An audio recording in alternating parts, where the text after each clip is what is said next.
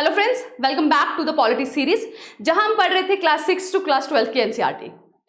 Class 6 and class 7 की NCERT हम complete कर चुके हैं। उसके वीडियो लेक्चर आपको प्लेलिस्ट में मिल जाएंगे। अब हम पढ़ रहे हैं क्लास 8 की एनसीईआरटी एंड आज हम पढ़ेंगे chapter number 6, that is confronting marginalisation. Last chapter में हमने जाना था कि मार्जिनलाइजेशन क्या होती है, किस तरह से लोगों को ये फील कराया जाता है कि that is they are not important and it can be on the base of culture, caste, religion, कुछ भी हो सकता है। कास्ट में भी लोगों को मार्जिनलाइज किया गया है, generally lower caste people. Religion में इस्लाम और भी रिलीजन हैं जिनको मार्जिनलाइज किया गया है, क्रिश्चियनिटी, पारसीज। देन जब कल्चर की बात की जाए तो ट्राइबल पीपल जो है, आदिवासी जो लोग हैं, उन्हें मार्जिनलाइज फील कराया गया है। They are marginalise in the society.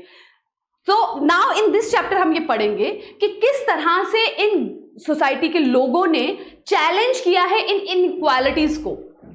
जो डिफरेंशिएशन उनके साथ की गई, जो भेदभाव सोसाइटी में उनके साथ हुआ, उसके अगेंस्ट किस तरह से उन्होंने आवाज उठाई, क्या क्या कदम उठाए जिससे उनको उनके हक वापस मिले। ठीक है, हमने देखा था कि किस तरह से, क्योंकि ट्राइबल पीपल जो है, जो आदिवासी लोग हैं, वो जंगलों में रहते हैं और जंगलों को जब साफ किया गया एग्रीकल्चर के लिए, इंडस्ट्रीज के लिए, तो उन्हें उनके घरों से निकाल दिया गया क्योंकि जंगल ही उनके घर थे। तो उनके साथ उस टाइम उनके पास ना ही कोई स्किल थी काम करने की और ना ही उनके पास कोई और सोर्स था अर्न करने का, तो जिससे उनको बहुत सफर करना पड़ा। तो इसी इनइक्वालिटीज को किस तरह से उन्होंने चैलेंज किया, क्या क्या उन्होंने प्रोटेस्ट किया जिससे उनको उनके राइट्स वापस मिले। So first is invoking fundamental rights. देखिए, हमने पढ़ा है पहले ही कि संविधान कुछ मौलिक अधिकार है जो हर नागरिक को देता है, जिसको ब्रॉडली 6 ग्रुप में डिवाइड किया गया। सबको वो मिलते हैं irrespective of caste, colour, race, culture, religion. So जिन सोसाइटी के ग्रुप को मार्जिनलाइज किया गया, उन्होंने इसके अगेंस्ट प्रोटेस्ट किया and they ask government to ensure their fundamental rights. क्योंकि हमारे पास एक और फंडामेंटल राइट है अंडर आर्टिकल 32, जो कहता है कि अगर आपसे आपका कोई मौलिक अधिकार छीना जाता है तो आप डायरेक्टली कोर्ट के पास जा सकते हैं। तो इन ग्रुप्स के लोगों ने, चाहे वो कास्ट के हों, चाहे वो ट्राइबल्स के हों, चाहे रिलीजन के हों, they have went to the court और उन्होंने अपने हकों की डिमांड की है, जिसकी वजह से उन्हें मिला है आर्टिकल 17। आर्टिकल 17 क्या कहता है? आर्टिकल 17 एबॉलिश करता है अनटचेबिलिटी को।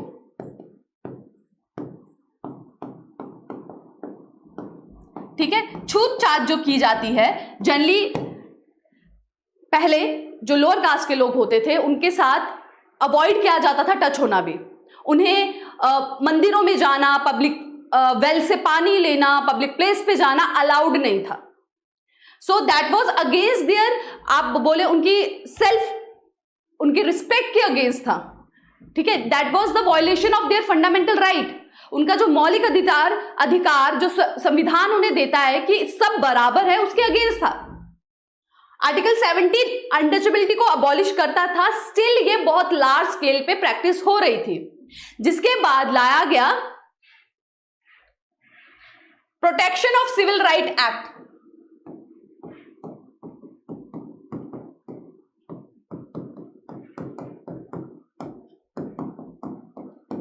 जो सिर्फ अनटचेबिलिटी को अबॉलिश ही नहीं करता, उसे खत्म ही नहीं करता, साथ ही जो ये प्रैक्टिस करते हैं उन्हें सजा के लिए भी बताता है। ठीक है, तो इस एक्ट के अंडर जो लोग भी अनटचेबिलिटी को प्रैक्टिस करते हैं उन्हें कानून की तरफ से सजा मिलेगी।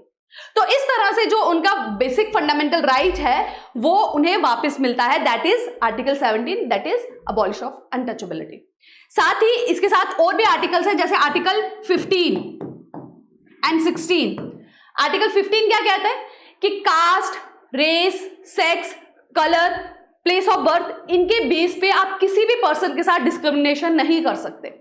आप उन्हें नहीं रोक सकते मंदिर जाने से, आप उन्हें नहीं रोक सकते किसी रिलीजियस प्लेस पे जाने से, आप उन्हें नहीं रोक सकते किसी पब्लिक प्लेस का यूज करने से।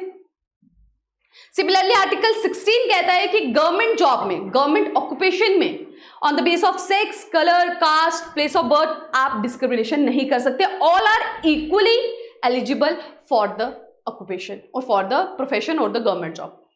सो ये सब जो फंडामेंटल राइट हैं ये एंश्योर करते हैं कि सबके साथ बराबरी जो है, बराबरी का व्यवहार हो और इनइक्वालिटी को खत्म किया जाए। ठीक है, सो ये जो राइट्स हैं, जब भी दलित्स के साथ, जो लोअर कास्ट पीपल्स हैं या ट्राइबल्स हैं, उन्हें ये महसूस हुआ कि उनके साथ एट्रॉसिटी हो रही है, उनके साथ अन्याय हो रहा है, इनजस्टिस हो रहा है, तो वो कोर्ट के पास गए हैं on the behalf of these rights. जब उनके साथ किसी ने इस तरह का बिहेव किया कि उनको अलाउ नहीं किया मंदिर जाना, कि उस पर्टिकुलर वेल से पानी लेना, तो आर्टिकल 17 के अंडर उन्होंने कोर्ट में जाके कंप्लेन की है, कोर्ट में जाके पिटीशन फाइल की है। सिमिलरली आर्टिकल 15 एंड आर्टिकल 16 में भी, ठीक है, तो they have used this fundamental right to ensure कि उनके साथ बराबरी का व्यवहार हो। ठीक है, तो जब भी समय हुआ तो दलित्स हो या ट्राइबल पीपल हो, उन्होंने अपने फंडामेंटल राइट्स का यूज करके गवर्नमेंट को कंपेल किया है कि उनके लिए एक्ट्स बनाए जाएं, कानून बनाए जाएं जो उन्हें बराबरी दिलाएं। ठीक है, इसी तरह से बाकी माइनॉरिटी ग्रुप्स जो हैं, that is religion minority groups, उनको मिलते हैं हमारे देश में आर्टिकल 29 एंड 30 जो बात करता है एजुकेशनल एंड कल्चरल राइट की।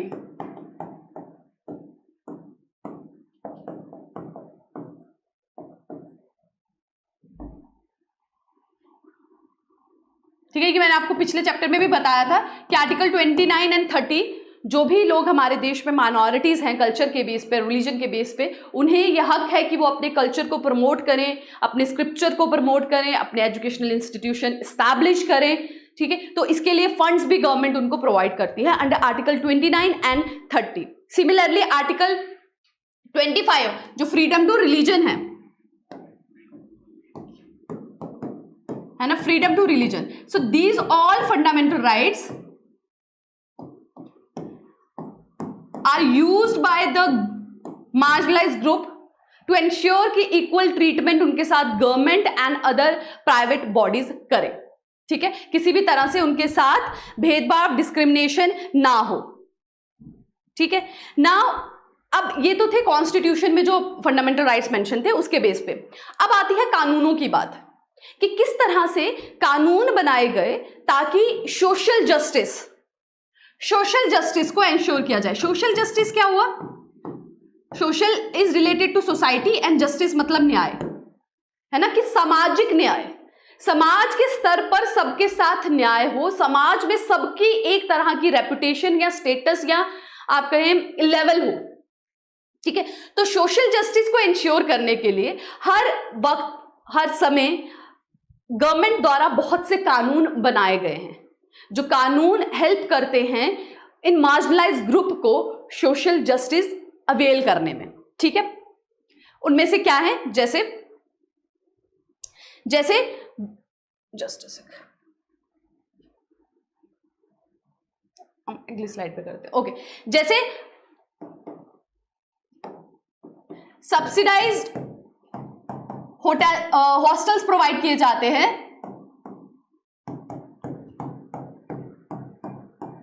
हॉस्टल्स प्रोवाइड किए जाते हैं ट्राइबल्स को भी और दलित्स को भी। ठीक है, ताकि उनको एजुकेशन जो है, क्योंकि कहीं ना कहीं इकोनॉमिकली वो पीछे रह गए हैं, वीकर सेक्शंस हैं, तो उनको एजुकेशन लेने में किसी भी तरह की हिंड्रेंस ना हो, इसके लिए उनको सब्सिडाइज्ड हॉस्टल प्रोवाइड किए जाते हैं ताकि वो एजुकेशन अचीव कर सके और मेन स्ट्रीम सोसाइटी के बराबर आकर खड़े हो सके। ठीक है, साथ ही उनको दिया जाता है रिजर्वेशन,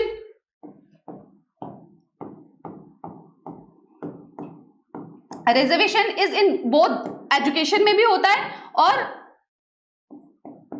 गवर्नमेंट जॉब्स में भी है। अब ये जो रिजर्वेशन अवेल करने का तरीका है, that is very clear cut. Her state के पास, हर राज्य सरकार के पास एक लिस्ट होती है, उनके राज्य में कौन कौन सी कास्ट के लोग पाए जाते हैं, कौन कौन से ट्राइबल पीपल पाए जाते हैं, पूरी उनकी पॉपुलेशन की ना एक लिस्ट होती है।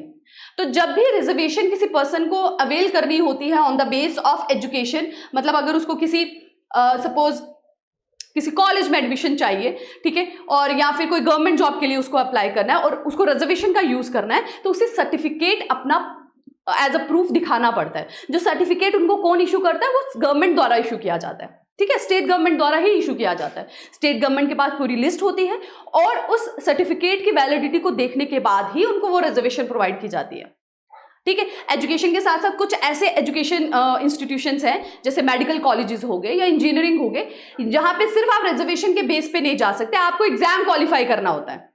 तो उस केस पे उनका जो कट ऑफ है वो उन्हें क्लियर करना पड़ता है। जल्दी सिर्फ एज रिजर्वेशन से वो नहीं जा सकते, उनको जो मिनिमम मार्क्स हैं एंट्रेंस में वो लेने पड़ते हैं। वो मिनिमम मार्क्स जनरली बाकी कैटेगरी से कम होते हैं, लेकिन स्टिल उनको वो एग्जाम देके कुछ मिनिमम मार्क्स अचीव करने पड़ते हैं, then they get the reservation. क्योंकि वो जो पोस्ट है जिनके लिए वो जा रहे हैं, वो मेडिकल हो गया या इंजीनियरिंग हो गया, वो उसके लिए कुछ मिनिमम टैलेंट या मिनिमम क्वालिफिकेशन आप कह सके वो होना नेसेसरी है, ठीक है, ओके। साथ ही कुछ राइट्स, जो कुछ एक्ट्स जो बनाए गए हैं जो for their protection the rights of Dalits and Adivasis, ठीक है, जिसमें ये एक एग्जांपल दी गई है, लाइक एक विलेजेस हैं जो वन प्लेस है, what is it place, just a sec, here it is mentioned, yes, Jagmalgur, excuse me अगर मैं इसको गलत प्रोनाउंस कर रही हूं, इट इज जगमालगूर,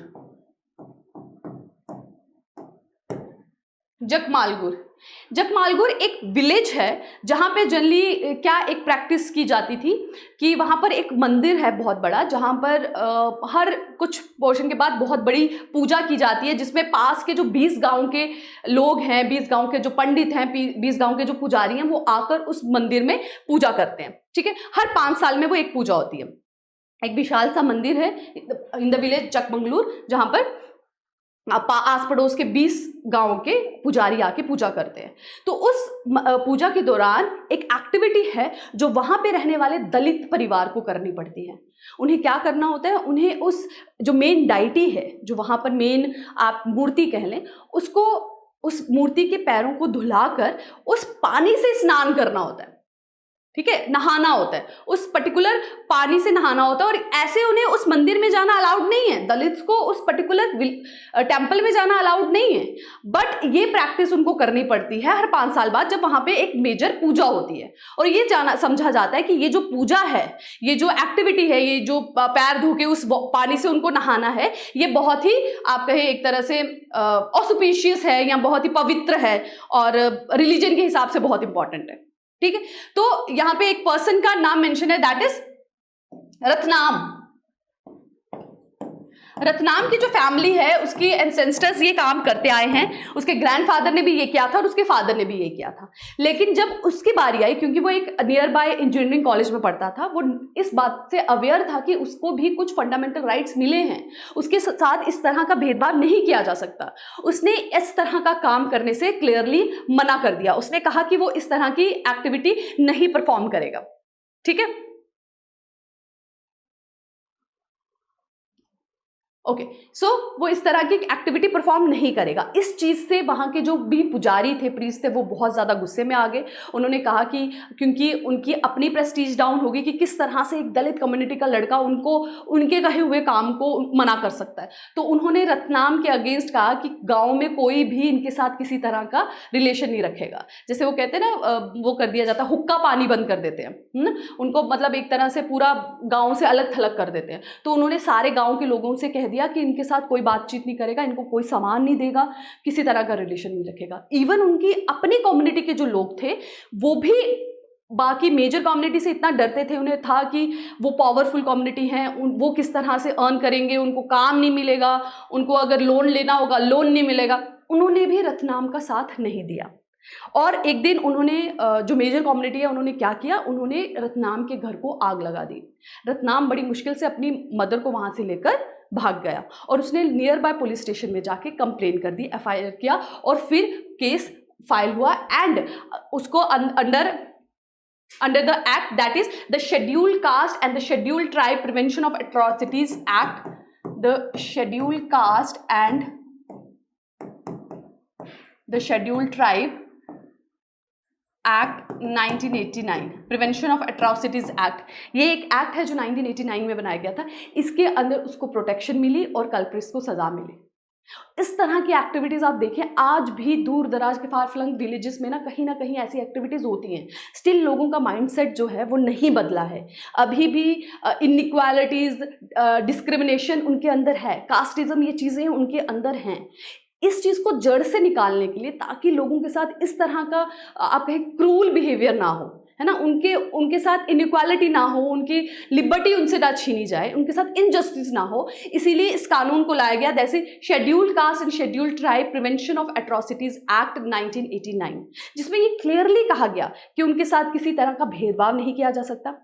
इसमें ऐसे ऐसे डेफिनेशंस भी मेंशन की गई, इतनी हार्श रियलिटी है ना जो उनके साथ ऐसा व्यवहार किया जाता है, उनको बहुत गंदे नामों से पुकारा जाना, उनकी आप कहें सोसाइटी में, मतलब सभी लोगों के सामने उनको आप कहें बहुत ज़्यादा उनको बेइज्जत करना, एम्बैरस करना, ये सब चीज़ों को इसमें इंक्लूड किया गया कि ये सारी एक्टिविटीज़ अगर दलित्स के साथ या ट्राइबल पीपल्स के साथ की जाती है तो it is a punishable offence, करने वाले को सज़ा मिलेगी। ठीक है, so that is a scheduled caste and scheduled tribal act जो 1989 में आया था।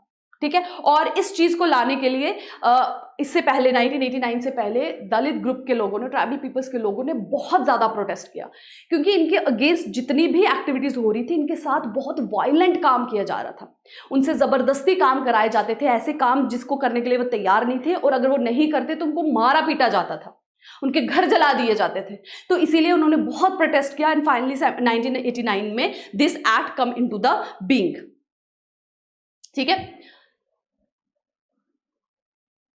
ओके, सो इस एक्ट में पूरी तरह से डिफाइन किया गया है कि किस तरह की एक्टिविटीज को पनिशेबल ऑफेंस माना गया है। किसी भी तरह की ह्यूमिलेशन उनके साथ की जाती है, शेड्यूल कास्ट के साथ या शेड्यूल ट्राइब्स के साथ, उनके मेंबर्स के साथ, उनको नेक्ड परेड कराया जाता है, उनके फेस को पेंट किया जाता है, डेरोगेटरी उनके साथ वर्ड्स यूज किए जाते हैं which is against human dignity, वो सब एक्टिविटीज को यहाँ पे मेंशन किया गया है and it is considered as a punishable offence, और उनके साथ जो कल्प्रिट होंगे उनको कड़ी से कड़ी सजा जो है वो दी जाएगी। ठीक है, स्पेसिफिकली यहाँ पे ट्राइबल विमेंस के साथ, दलित विमेंस के साथ जो आप कहें एट्रोसिटीज होती है उन्हें भी मेंशन किया गया। ठीक है, कि उनको भी किसी भी तरह से उनकी आप कहें डिग्निटी को हार्म नहीं किया जा सकता, just because they belong to the lower caste or a tribal group.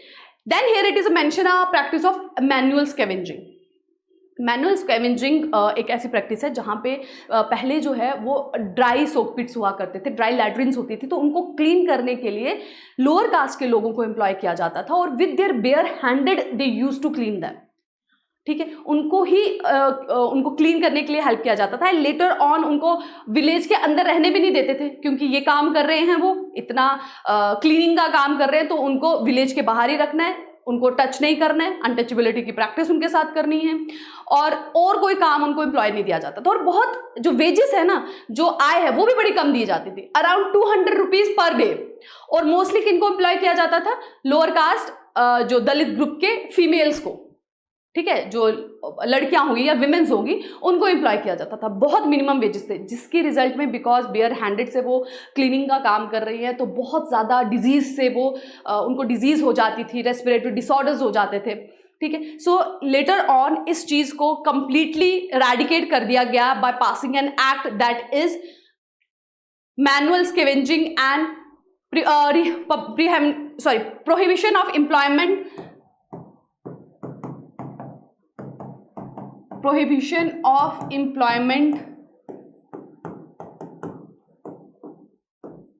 as manual scavenger act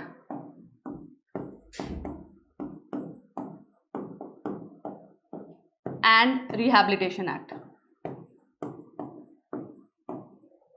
ये 2013 में इस कानून को लाया गया, जिसने कंप्लीटली प्रोहिबिट कर दिया गया है कि किसी भी पर्सन को as a manual scavenger employ नहीं किया जा सकता। और जो लोग ऑलरेडी इस एक्टिविटी में, इस तरह के काम में इंडल्ज हैं, जो इस तरह के काम करते हैं, उन्हें कोई और अप्रोप्रिएट स्किल सिखा के रिहैबिलिटेट किया जाएगा। रिहैबिलिटेट मतलब उनको कोई काम सिखाया जाएगा, स्किल कराया जाएगा, स्किल सिखाया जाएगा, काम दिया जाएगा, फाइनेंशियली इंडिपेंडेंट किया जाएगा और मेन स्ट्रीम सोसाइटी में वापस लाया जाएगा। ठीक है। तो इस काम को टोटली बंद कर दिया गया क्योंकि ये ह्यूमन डिग्निटी के अगेंस्ट है। एक तो क्योंकि आर्टिकल 21 क्या कहता है हमारा, आर्टिकल 21 कहता है राइट टू लाइफ। तो राइट टू लाइफ के साथ साथ ह्यूमन डिग्निटी की भी बात होती है इसमें, ठीक है। रिस्पेक्टेबल ऑक्यूपेशन लेना भी आपका हक है, इसमें भी हर एक इंसान का हक है, respective of caste, colour, tribes और सेक्स, जेंडर, सबको हक है। So under this act was enacted, ठीक है, क्योंकि लोअर दलित पीपल्स के साथ ये काम उनको जो है कंपेल किया जाता था। एक्चुअली और कोई काम उन्हें दिया ही नहीं जाता था और ये काम कराने के बाद भी उनको जो वेजेस है बहुत कम दी जाती थी, ठीक है। तो हमने 2 एक्ट्स के बारे में पढ़ा। First of all scheduled tribe prohibition of atrocity, scheduled caste scheduled tribe prohibition of atrocities act, और दूसरा हमने किया that is prohibition of employment as manual scavenger act, ठीक है। थर्ड एक्ट जो बनाया गया for the ensuring equality amongst the marginalised group, that is forest right act. मैंने जैसे आपको लास्ट लेक्चर में भी समझाया था और अभी भी हमने बात की कि जो ट्राइबल ग्रुप्स हैं वो मोस्टली फॉरेस्ट में रहते थे, तो उनका सोर्स ऑफ अर्निंग क्या हुआ करता था कि फॉरेस्ट से उन्होंने या तो फॉरेस्ट प्रोड्यूस या फिर एग्रीकल्चर। जब फॉरेस्ट को क्लीन किया गया, उनको वहाँ से डिस्प्लेस कर दिया गया, तो उनका जो राइट था फॉरेस्ट से वो छीन लिया गया, तो उनका जो बेसिक आप तक कहे ऑक्यूपेशन थी वो भी चली गई। तो लेटर ऑन उनको सिटीज़ में माइग्रेट करना पड़ा, सिटीज़ में अप्रोप्रिएट स्किल नहीं थी, काम नहीं मिला, तो लाइफ स्टैंडर्ड डाउन आ गया। तो लेटर ऑन 2006 में गवर्नमेंट ने एक्ट लाया, that is forest right act, जिसमें ये माना गया कि जो ट्राइबल पीपल एक पर्टिकुलर फॉरेस्ट एरिया में सेंचुरीज से रह रहे हैं, जनरेशन से रह रहे हैं, लास्ट 75 ईयर्स से रह रहे हैं, वो लैंड उनका है, उन पे उनको पूरा हक है फॉरेस्ट प्रोड्यूस को इकट्ठा करने का, एग्रीकल्चर करने का, ठीक है। मिनिमम फॉरेस्ट प्रोड्यूस को इकट्ठा करके उस पर अपनी लाइफ जीने का उनको पूरा हक है। दिस वाज रिकॉग्नाइज्ड, ठीक है। उनको कौन कौन से राइट इस एक्ट के अंदर उनको क्या क्या राइट मिले, उनको कल्टिवेबल, ग्रेजिंग और होमस्टेड। होमस्टेड मतलब घर बनाने का, कल्टिवेबल मतलब एग्रीकल्चर करने का, ग्रेजिंग मतलब अपने जानवर चराने का।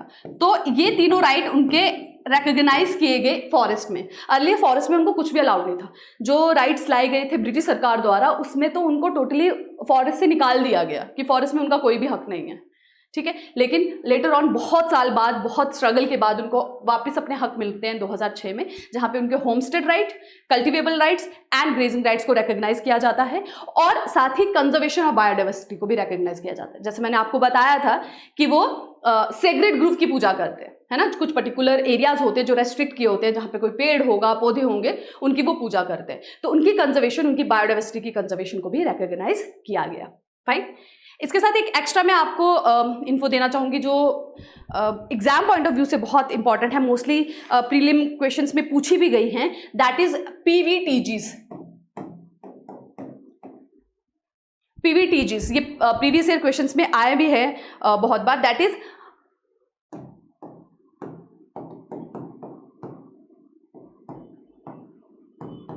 Vulnerable tribal groups, particularly vulnerable tribal groups।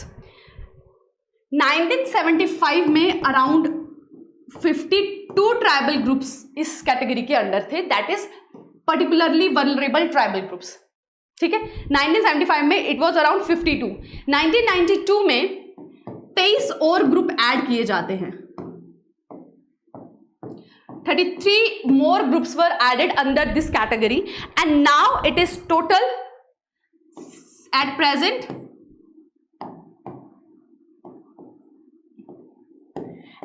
इस कैटेगरी के अंदर आते हैं टोटल 75 ग्रुप्स। अब पर्टिकुलरली वल्नरेबल ट्राइबल ग्रुप्स क्या हैं? मोस्टली ये जो ट्राइबल ग्रुप्स हैं, they are found in the 17 states, ठीक है। टोटल 17 स्टेट्स में 75 ग्रुप्स इन द 17 स्टेट्स, ठीक है।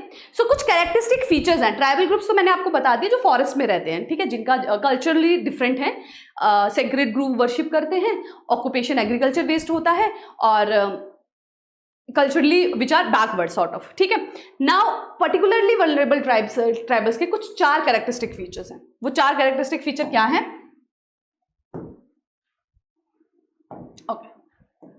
हियर इट इज, ठीक है। So what are the 4 characteristic features of this? One is declining और स्टैग्नेंट पॉपुलेशन। डिक्लाइनिंग मतलब उनकी जो पॉपुलेशन है ना वो या तो कम हो रही है या रुकी हुई है, बढ़ नहीं रही है। जितनी भी पॉपुलेशन थी या तो वो डिक्रीज हो रही है या तो रुकी हुई है, ठीक है। सो फर्स्ट इज जो भी ट्राइबल ग्रुप जिनकी पॉपुलेशन डिक्रीज हो रही है या रुकी हुई है, that comes under particularly vulnerable tribal group, ठीक है। दूसरा आता है इकोनॉमिक बैकवर्डनेस। इकोनॉमिकली वो बैकवर्ड है, अभी भी पुराने तरीके से एग्रीकल्चर कर रहे हैं, शिफ्टिंग कल्टीवेशन है ना। एक जगह एग्रीकल्चर किया, जब वहां पे फर्टिलिटी खत्म हो गई वहां से शिफ्ट होके दूसरी तरह से हो गए, मॉडर्न टेक्नोलॉजी का यूज नहीं कर रहे, इकोनॉमिकली बहुत बैकवर्ड हैं, ठीक है। Okay, third is geographically isolation है।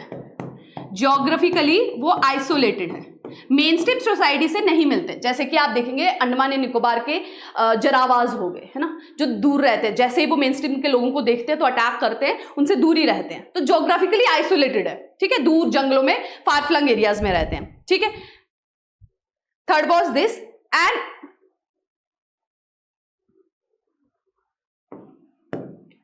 Livelihood is primitive.